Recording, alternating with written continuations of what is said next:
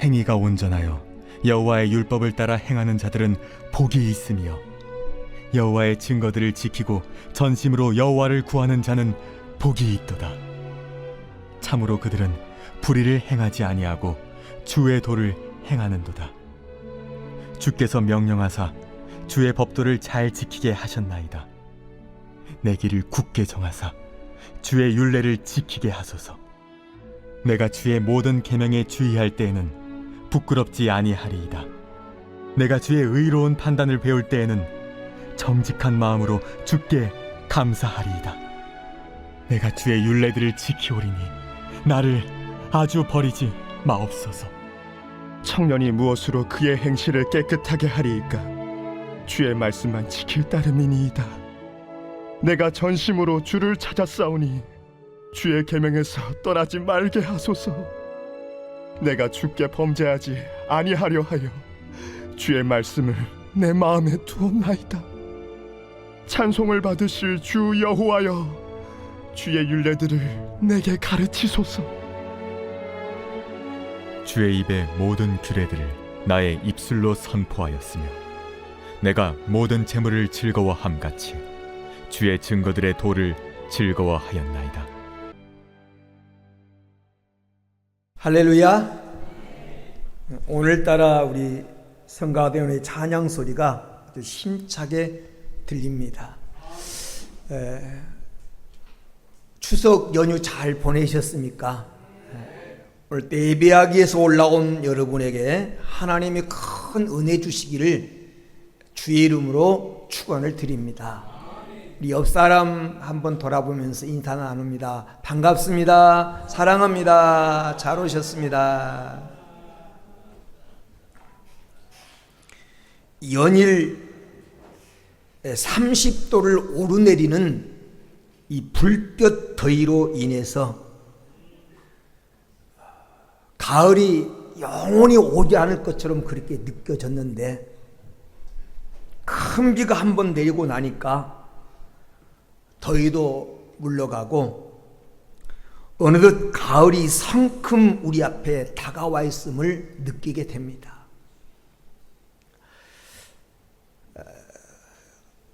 아침에 교회에 오다가 하늘을 바라보니까 하늘이 파랗고 얼마나 높은지, 그리고 하얀 뭉게구름이 떠 있는 것이 전형적인 가을 날씨입니다.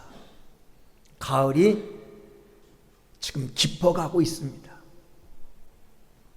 오늘은 본문 시편 119편에 있는 말씀을 통해서 이 가을이 깊어가는 계절에 우리가 세 가지 다짐을 하면서 가을을 이렇게 시작했으면 좋겠다, 이런 마음으로 가을을 이렇게 시작하자라는 제목으로 하나님의 음성을 들으려고 합니다.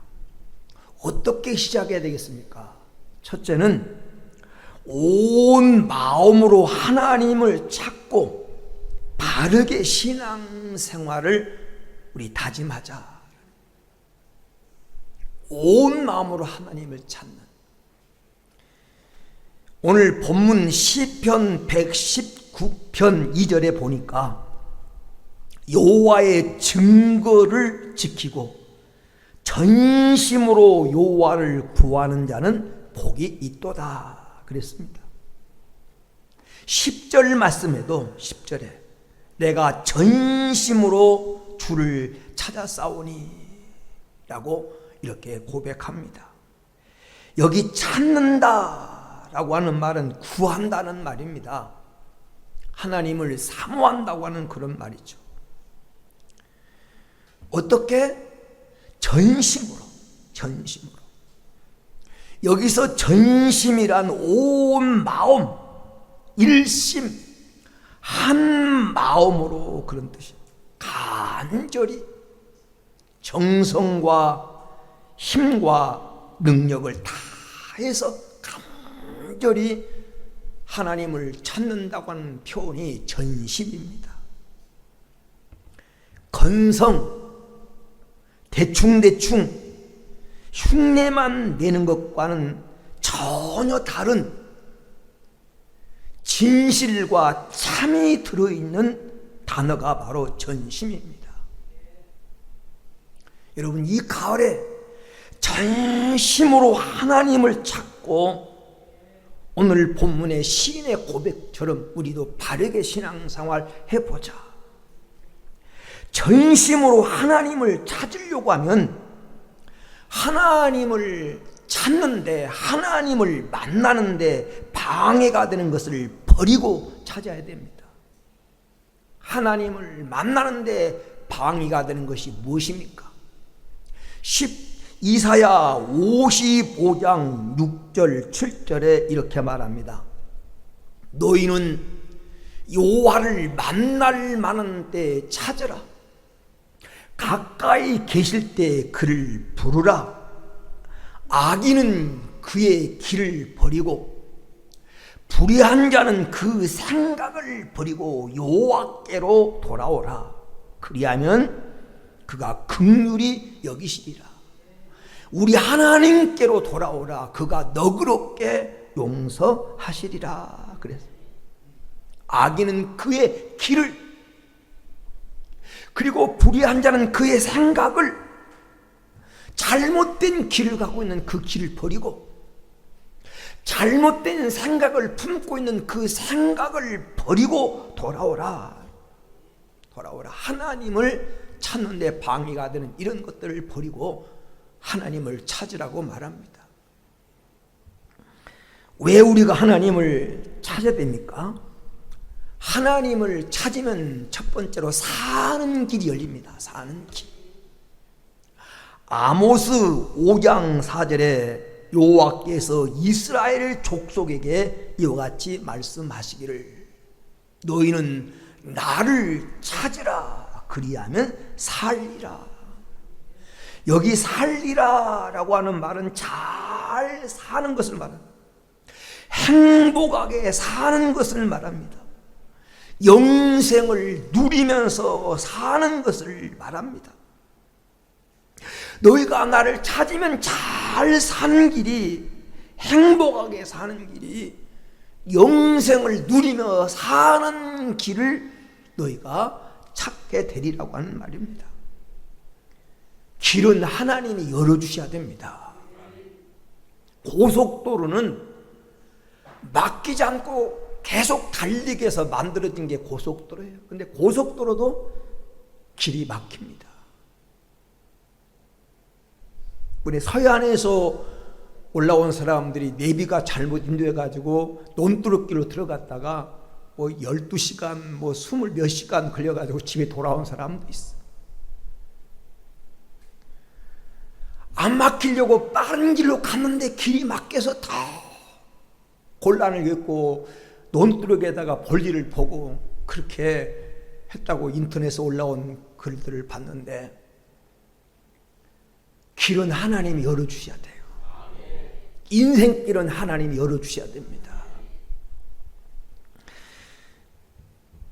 요한계시록 3장 6절에 보면 내가 내 앞에 열린 문을 두었으되 능히 닫을 사람이 없으리라.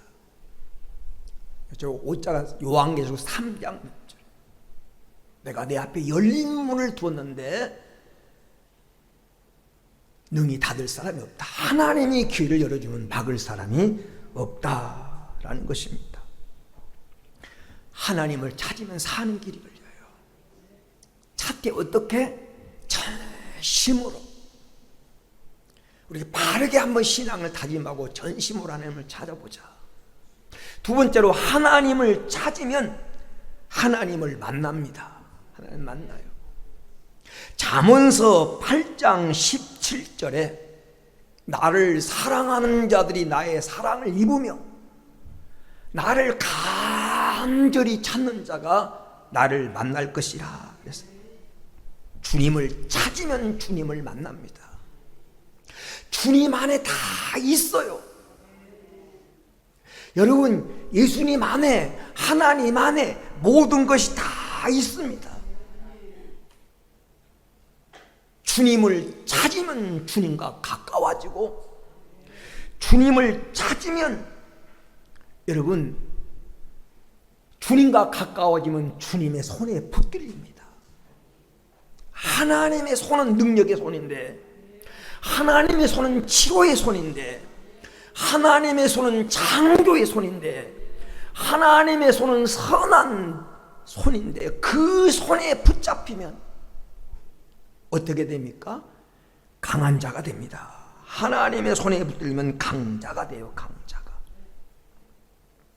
고린도전서 1장 27절에 하나님은 세상에 미련한 것들을 택하사 지혜있는 자를 부끄럽게 하시고, 하나님이 세상에 약한 것들을 택하사 강한 것들을 부끄럽게 하려 하시며, 하나님이 붙잡아 주시면 사람 보기에 약하고 사람 보기에 무능하고 사람 보기에 저게 무슨 사람 구실을 하겠나라는 생각되는 사람도 가졌다고 하는 사람, 배웠다고 하는 사람, 능력이 있다고 하는 사람들을 부끄럽게 만들 정도로 능력이 나타난다는 거예요.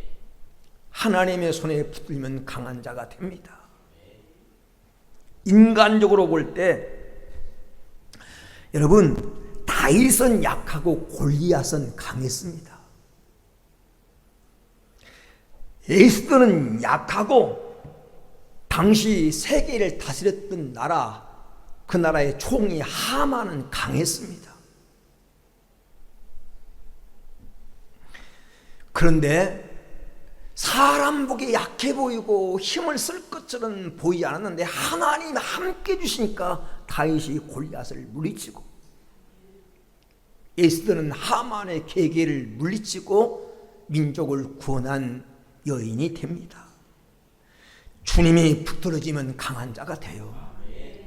주님이 가까이에서 주님이 붙들어주면 작은 것이 많아집니다. 작은 것이 많아져요. 오병이의 기적이 일어납니다. 창세기 26장에 보면 흉년든 땅에, 여러분 농사를 지을 수 없는 그 땅에, 그 땅 원주민들이 버려놓은 그 땅에 하나님의 손이 함께하니까 농사를 졌는데 100배나 얻었고 거부가 되는 그런 기회가 됐어요. 환경이 문제가 아니더라고요. 장사하려고 하면 목이 좋아야 된다고 그러잖아요. 목이 좋아야 돼요. 그런데 몫이 나빠도, 저 뒷골목이 있어도, 황무지에 있어도 하나님이 열어주시고 하나님이 함께 하시면 흉년든 땅에서도 100배나 거두게 하신 하나님의 손이 함께 한다고 하면 무슨 불황이 있고 문제가 있겠습니까? 중요한 건 하나님이 함께 하느냐 하지 않느냐. 내가 내 힘으로 하려고 하는 것은 한계가 있어요. 열심히 하면 먹고는 살죠. 그러나 정말 큰 부자, 하나님께서 물 붓듯이 사람이 막을 수 없는 그 부는 하나님이 열어주셔야 돼요. 하나님이 주셔야 돼요. 약한 자를 흉년든 땅에서 100배나 거두게 하시고, 저 애굽에서 종살이하고 갔던 그 백성을 1000배나 막게 하신 하나님의 손이 함께야 여러분 강한 자가 돼요. 그래서 하나님을 찾아야 됩니다. 우리가 하나님을 찾고 하나님이 우리와 가까이 해주면요 불가능이 가능해져요. 누가 봐도 안 된다고 말하는데 가능해져요. 그래서 빌립보서 4장 13절 말씀에 내게 능력 주시는 자 안에서 우리가 모든 걸 할 수 있다고 말해요. 하나님이 함께 하심으로 하나님이 여러분을 붙들어주는 인생 되기를 주의 이름으로 축원을 드립니다. 왜 하나님을 찾아야 됩니까? 하나님을 찾으면 하나님의 긍휼하심을 입습니다. 하나님이 우리를 긍휼히 여겨주셔요. 이사야 55장 6절 7절에 너희는 여호와를 만날 만한 때 찾으라. 가까이 계실 때 그를 부르라. 악인은 그 길을, 불의한 자는 그의 생각을 버리고 여호와께로 돌아오라. 그리하면 그가 긍휼히 여기시리라. 우리 하나님께로 돌아오라. 그가 너그럽게 용서하시리라. 하나님이 긍휼히 여기면 돼요. 하나님이 우리를 바라보면서 측은히 여기고 불쌍히 여기면 됩니다. 사람 바라보기에 우리는 불쌍한 존재가 돼서는 안 되지만 하나님이 나를 바라보면서 측은히 여기고 하나님이 나를 불쌍히 여기면 길이 열립니다. 누가복음 15장의 탕자가 아버지 앞에 돌아왔을 때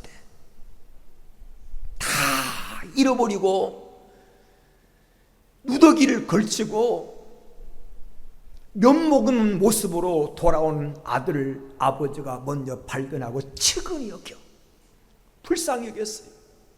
달려가서 끌어안고 입을 맞추고 옷을 입히고 가락지를 끼우고 살찐 송아지를 잡아 잔치하고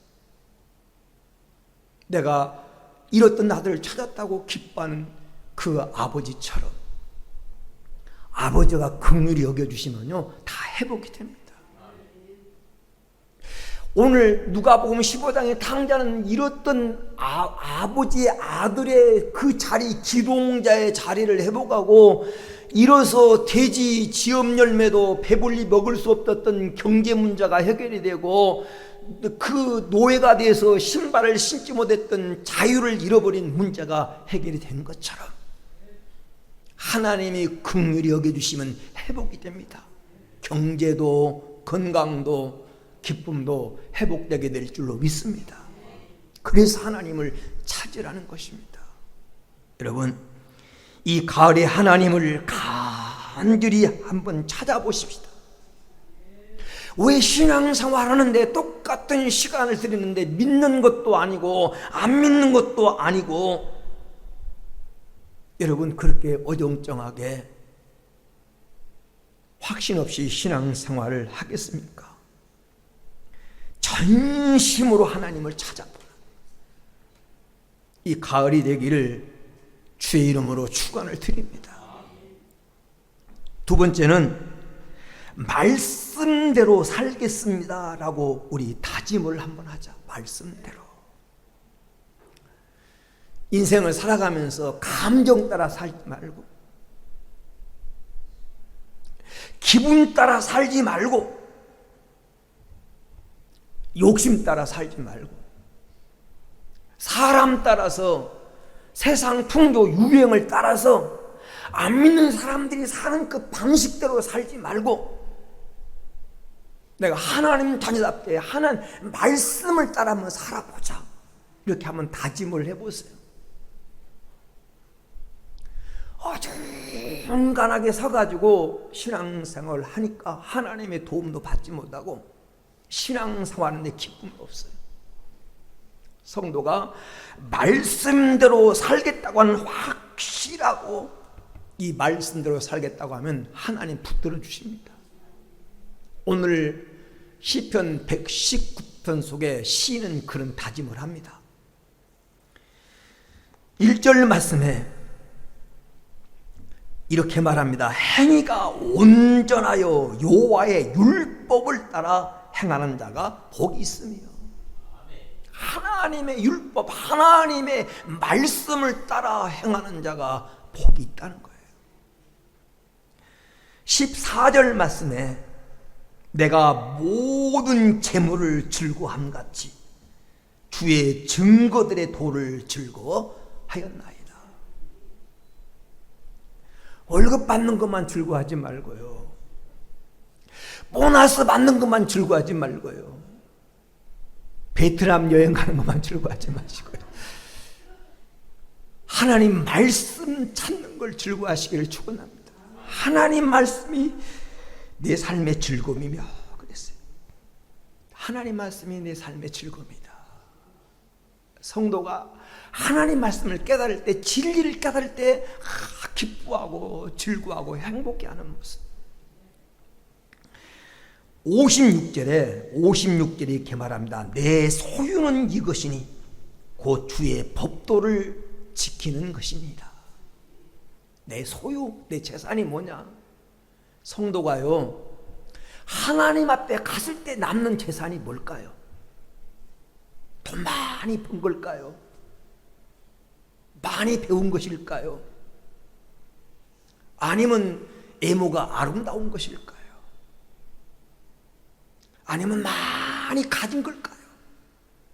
이런 것들은요, 하나님 앞에서는 날 다 빚을 잃어버립니다. 아무런 가치가 없어요. 진짜 내가 하나님 앞에 갔을 때 내 재산, 나를 당당하게 만들고 나를 든든하게 만들고 나를 하나님 앞에 바로 세울 수 있는 그것, 그 재산이 뭐냐? 하나님 말씀대로 사는 그 삶이에요. 그 삶. 내 소유는 이것입니다. 내 재산은 이것입니다. 비록 이 세상에 살면서 육신적으로는 가진 게 없어요. 몸도 건강하지 못해요. 세상 사람처럼 권세도 누리지 못하고 즐길 것도 많이 즐기지 못하고 살았어요. 그러나 이 세상이 그냥 60년, 70년, 100년 미만 살고 그것으로 다 끝나버린다면 그런 사람이 행복한 사람이죠. 누리고 사는 사람이. 근데 그것은 하나님의 관점에서 보면 일부분. 어머니 뱃속의 10달이 인생의 100년 생에서 보면 일부분인 것처럼 일부분이에요. 찰나적인 즐거움이에요. 흘러가는 물에 물고기 몇 마리 잡아놓고 좋아하는 거와 마찬가지예요.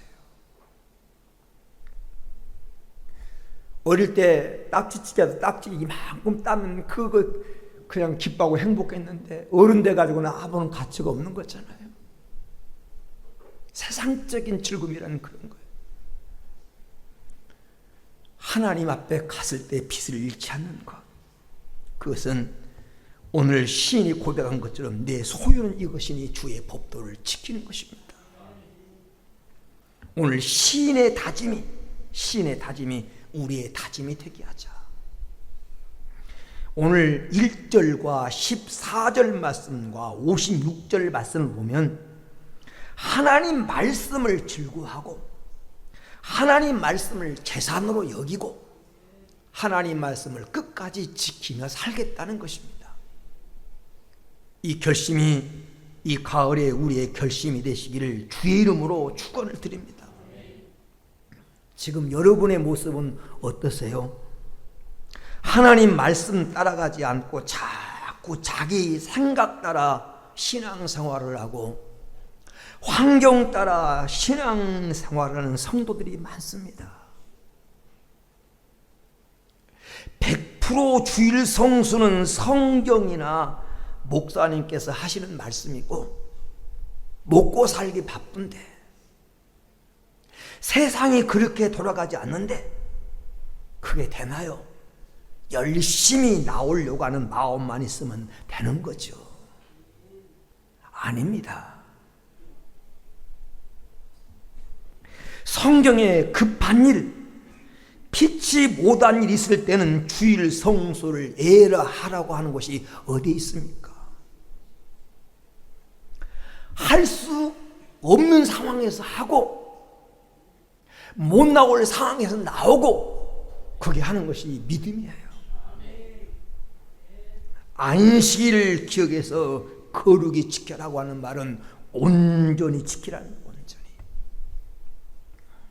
어제 결혼식이 있어가지고 제가 사랑하는 후배고 저를 좋아하는 그 목사님 부탁을 해서 주례를 했는데 그 신부가 안 믿는 그 친구를 만났어요.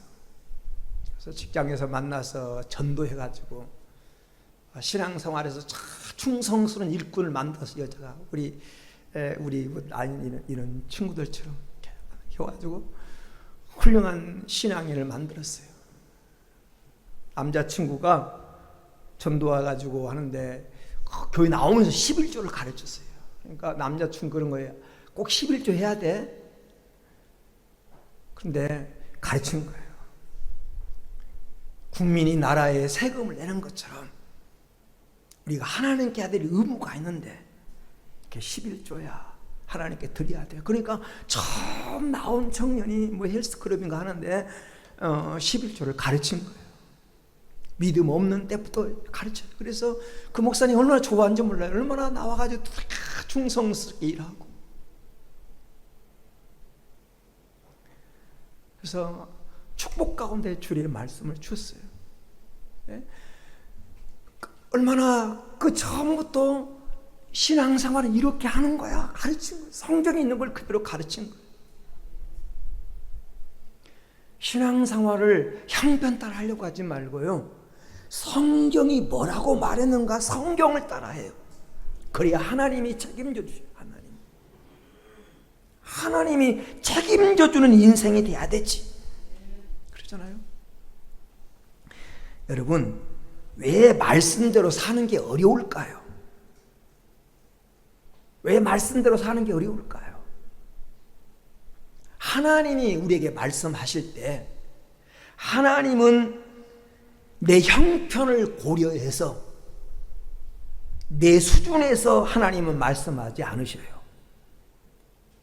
우리 다 하나님 내 형편을 아시고 내 수준에 맞춰서 말하면 얼마나 좋겠어요. 근데 하나님 내 수준에서 내 형편에 맞춰서 말씀하지 않아요.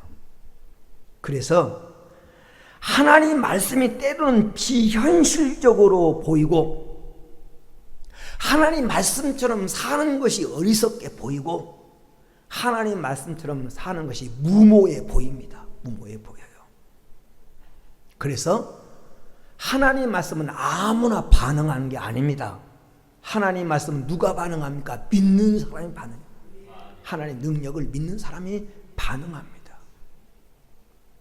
창세기 26장 2절 3절에 보면 지금 이삭이 흉년 들어서 그 땅을 떠나려고 하는데 하나님 말씀은 그 땅 떠나지 말고 그 땅에 유해라. 자기는 흉년 들었으니까 그 땅을 벗어나서 좋은 땅을 찾아가 가지고 양을 치고 해야 사는데 하나님 떠나지 말래. 그 땅에 유해래. 그럼 복을 주겠다는 거예요. 하나님 말씀이 환경과 안 맞아. 비현실적으로 들려. 그런데 이삭은 그 말씀에 순종합니다. 그랬더니 그의 그 땅에서 농사여 100배나 얻었고 라고 이렇게 창세기 26장을 읽어보세요. 그렇게 말해요.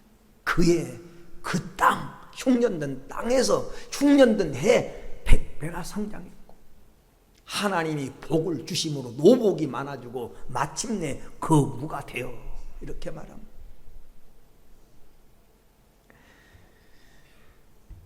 누가복음 5장 4절에 보면 예수님께서 베드로에게 밤에 맞도록 거물질하고 실패했던 베드로에게 아침에 찾아오셔서 그 배를 쓰신 다음에 깊은 곳으로 가서 오른편에 그물을 내려라, 다시 내려라 이렇게 말씀하신 거예요.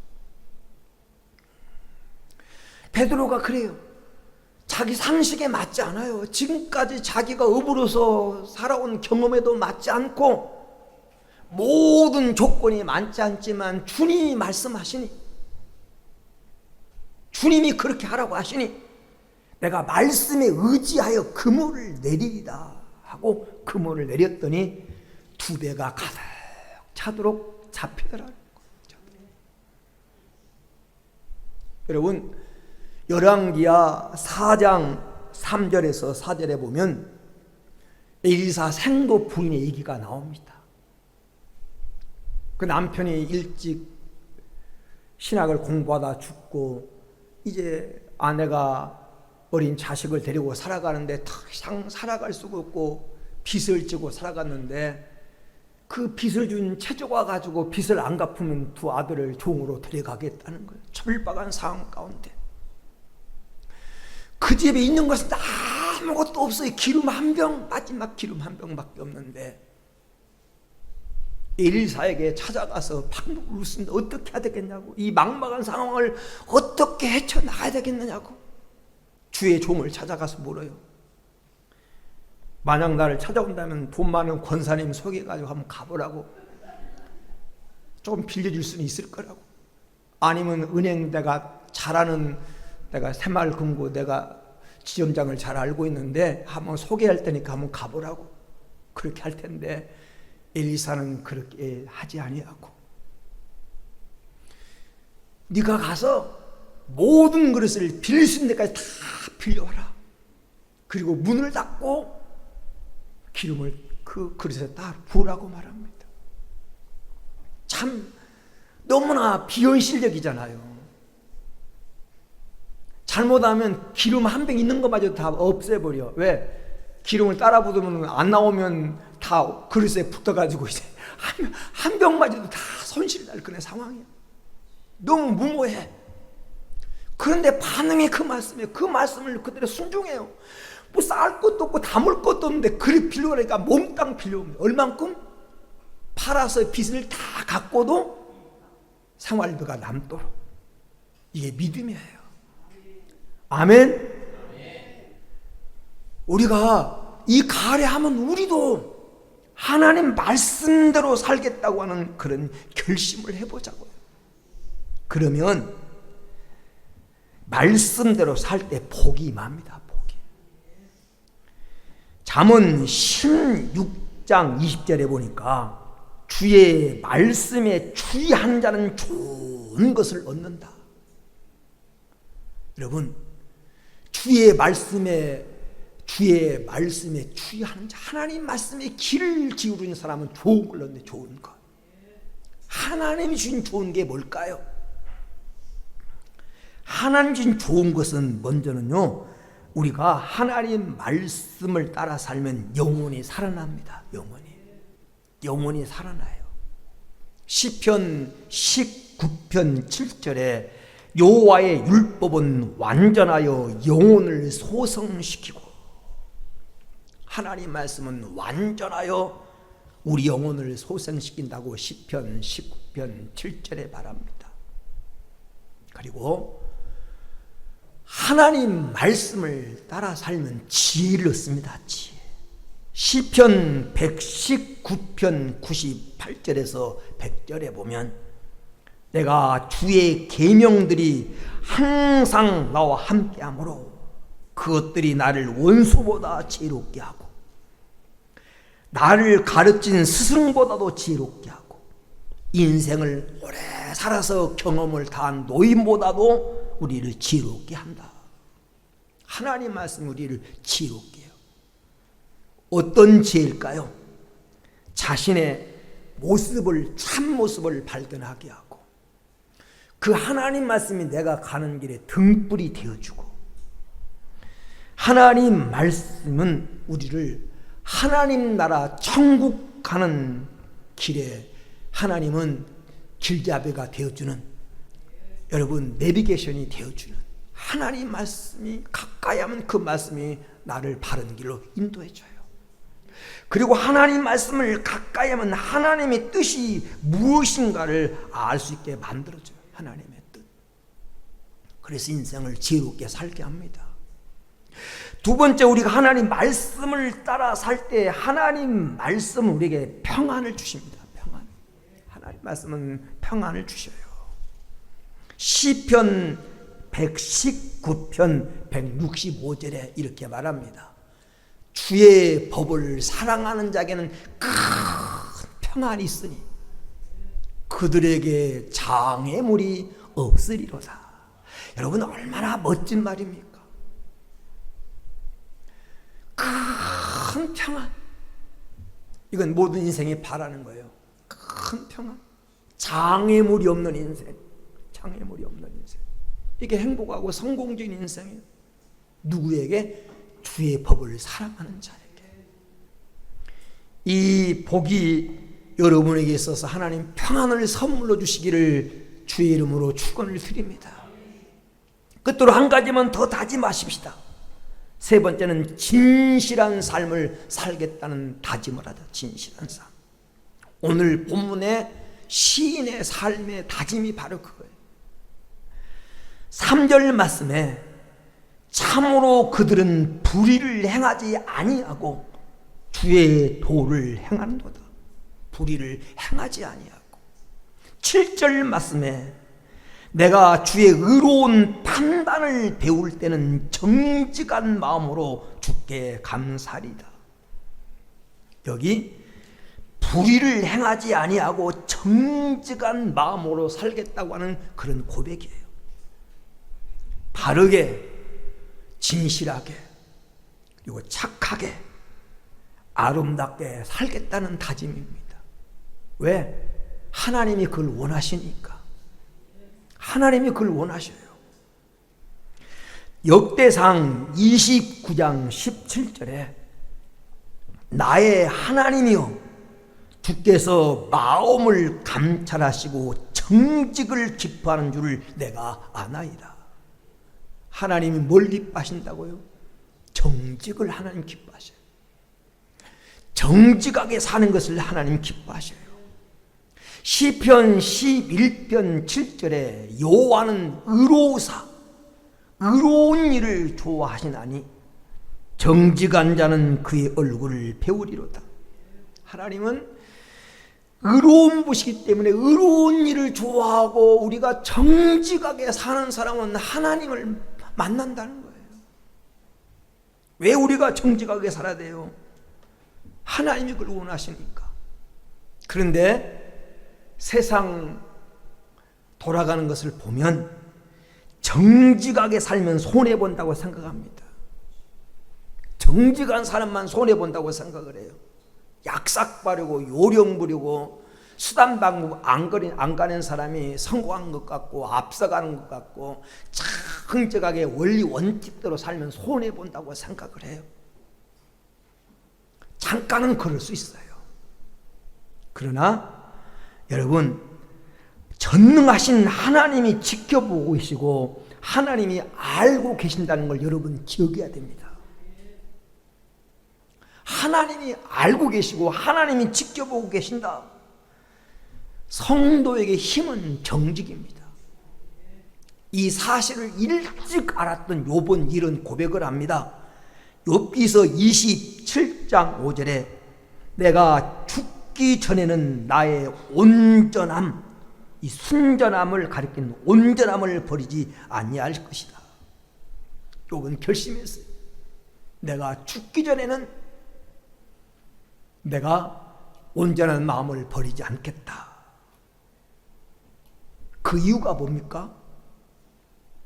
욥기서 8장 6절 말씀에 청결하고 정직하며 반드시 너를 돌아보시고 내 의로운 처소를 평안하게 하실 것이라.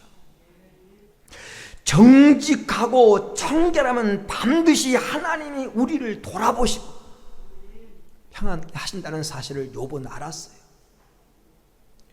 욥기서 8장 20절에는 하나님은 순전한 사람을 버리지 아니하시고 악한 자를 붙들어 주지 않는다는 사실을 욥은 알았어요. 순전하면 하나님이 붙들어 주신구나. 이 사실을 알았기 때문에 정직하게 살겠다고 욥은 결심했어요. 죽기 전에 내가 정직함을, 순전함을 내가 안 버리겠다. 시편 112편 2절 말씀에 그의 후손이 땅에서 강성하며 정직한 자들의 후손에게 복이 있으리로다. 누가 복이 있어요? 정직하게 사는 사람은 후손까지 복이 있다라는 것입니다. 우리 이 가을의 문턱에서 한번 가을에 우리 한번 안 믿는 사람보다 더 진실하게, 더 정직하게 바르게 살아보십시다. 왜? 성도의 능력은 진실입니다. 세상에서 당당하게 이축당하지 말고 어깨를 펴고 살아가도록, 그렇게 하나님과 연결된 인생이 강한 인생이에요. 하나님이 나를 복 주시도록 살아가자. 말씀의 결론을 맺습니다. 우리가 이 세상에 영원한 것은 하나도 없다는 걸 깨달아야 돼요.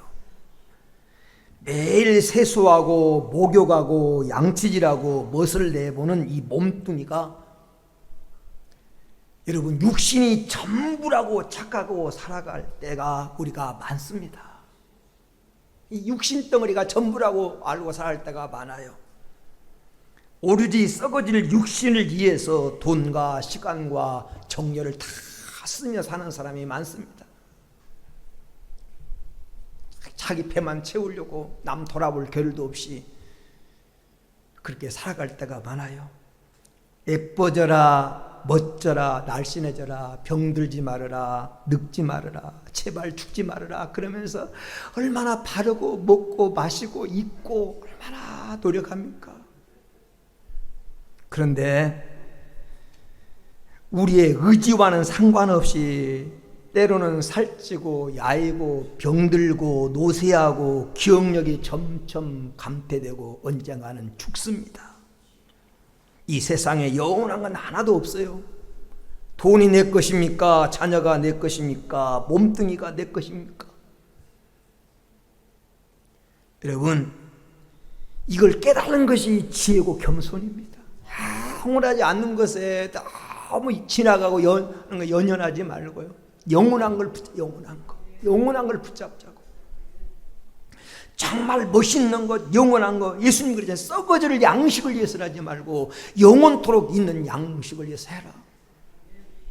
그러기 위해서 우리 시간에 세 가지 다짐. 오늘 시인이 고백했던 것처럼 정말 하나님을 바르게 찾고 진실하게 신앙생활 해보자. 우리가 하나님 앞에 그런 마음으로 신앙생활하고 한번 말씀대로 살아보자. 이 세상에 진실하게 한번 이 가을에 살아보자. 이 다짐으로 출발할 수 있는 복된 가을이 되기를 주의 이름으로 축원을 드립니다.